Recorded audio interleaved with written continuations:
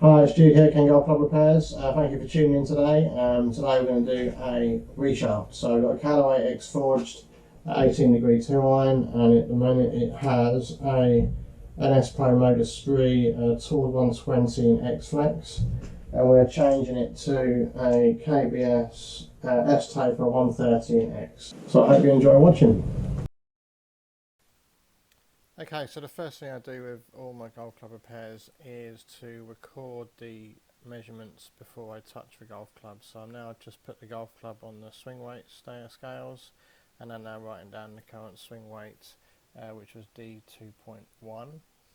And then once I've done that, I will go down and measure the total length. So I'm now putting the golf club onto the golf club ruler, and I'm measuring a total length. And then I will record that on the wall as well.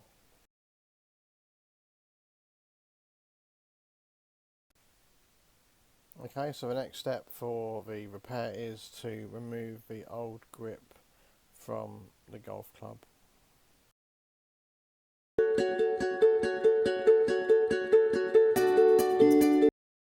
With the grip removed, it allows me to put the golf club into the shaft frequency machine and check the CPM of the current golf shaft.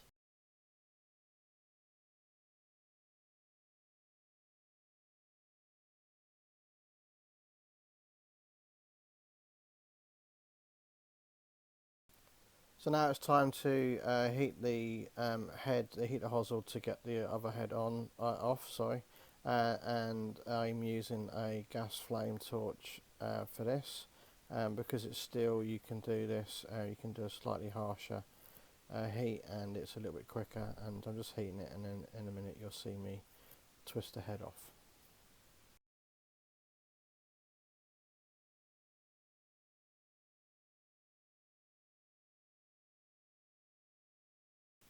Here we go, so I've now got the golf club off, and you can have a look inside there. There's still a little debris in there which we can't have, so I'm now cleaning out the hosel with a drill bit specially designed, and it will get all the muck and the old glue out of that head ready, so it's really clean with no debris in, and that'll make sure that the glue will fix the new shaft in as well as it can be.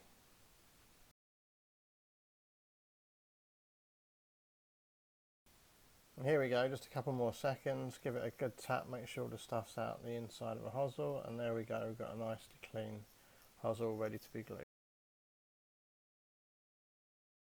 Okay, we're ready to prepare the tip, so I'm just getting the extraction system on, opening the blast gate so all the debris goes down into the system.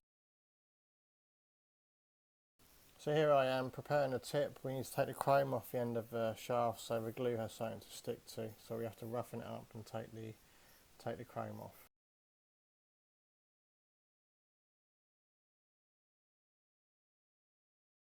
And here we go, there's the finished article. The chrome's been taken off and it's ready to be glued. You'll see here I'm a little bit old school. When I prepare the tips for the shafts, I always like to put a few score lines in. It's just an added level of security to help the glue have something to bond with when the shaft is inside the hosel.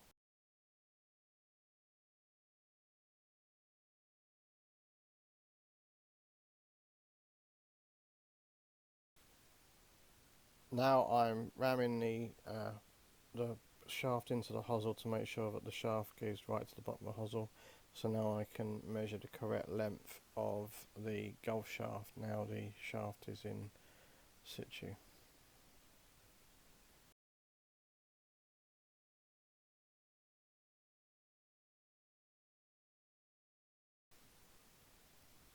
Right, here we go, goggles on, and the golf shaft is ready to be cut. So turning on the extraction system to try and keep the place tidy, and just one last check to make sure the blast gate is open and we're ready to go.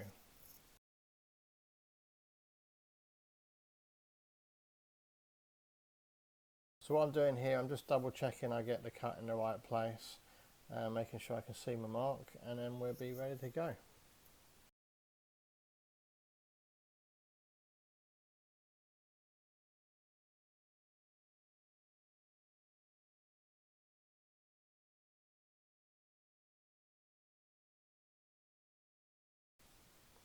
Now the shaft is at the right length, I can now assemble the golf club. I'm putting the old tip weight back in and measuring the swing weight. It will come out light because we've now put a mid-size grip on and one layer of tape.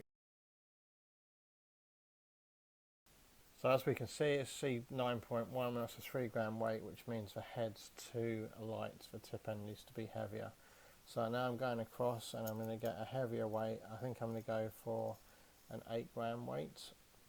There we go, 8 gram weight, tip weight. So I'll pop that back into the end of the shaft and assemble the head, and it will come out hopefully at D2.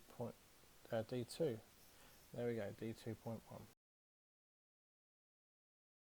Right, I'm happy that the dry weight is correct, so I'm now going to go and mix the glue. So this is an epoxy that dries in 15 minutes. So I've just popped it on, that's PTFE plastic board, so the glue won't stick to it. Beading and putting in some glass beads to help centre the shaft. And now I'm going to mix it together. I use a T-peg to mix it together. And you'll see, mix that for hopefully approximately 30 seconds or so.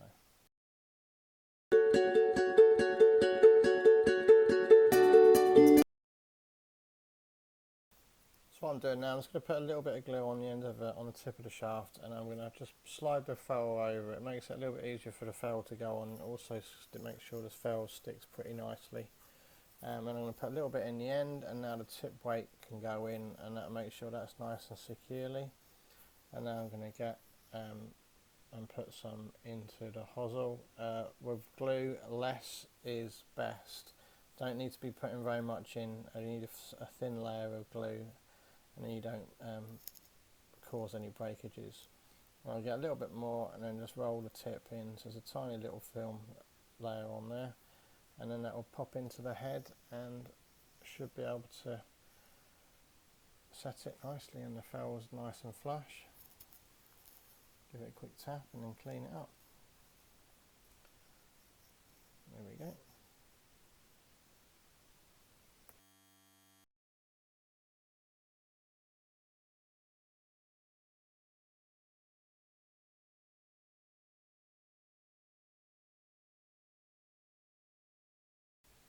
Here I'm just ramming it home just to make sure I've got the golf club seated properly at the bottom, and then giving it one last little wipe up so it's ready to be left to dry.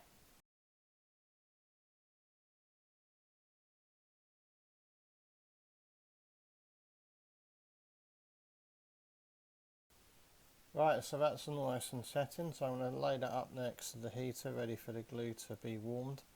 And now it's being heated up with to a temperature of about 47-50 degrees, and we've got 15 minutes for it. Okay, so everything's dry. I'm just doing one last check to make sure nothing's moved and making sure that the length of the golf club's absolutely perfect. And now it's time to put the grip on.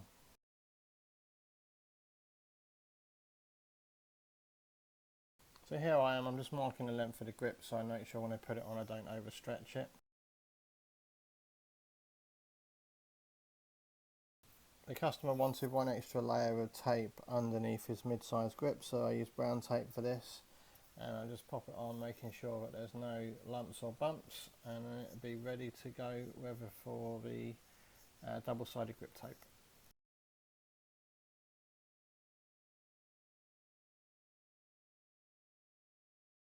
So now it's the time. I'm going to put the double-sided grip tape on. It's going to go over the brown tape, and then I can peel off the top layer and make sure it is ready for the grip to go on.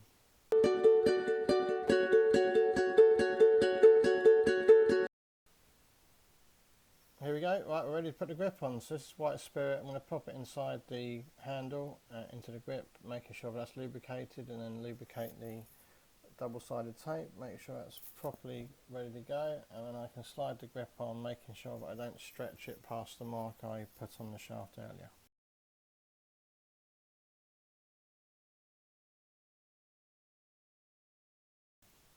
Okay, so time to wipe away all the excess White Spirit and clean up the end of the golf club. One last check, make sure the grip's on properly. This customer requested for the logo to be underneath the grip so he didn't see Golf Pride at the top. That's why I'm turning it around. I'm just making sure it's all nice and straight. .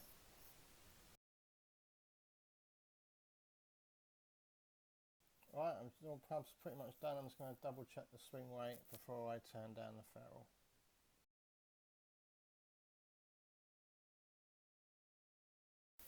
Okay, so I'm happy with the swing weight. I'm just, again, one last check, make sure it's right. And now I've got to put the shaft decal, the shaft sticker, onto the shaft label. That's what it looks like. And we have to make sure we have to line it up on the shaft and get it nice and straight and the right way round. And then the golf club is ready to have the ferrule finished.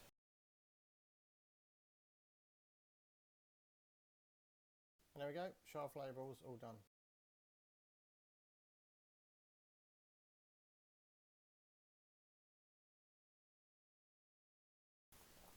And here we go, it's the final part, just to make sure I can get the ferrule looking really good. A little bit of acetone on the paper tissue, add a little bit more, and then you give it a good twirl and it makes the ferrule come up nice and shiny.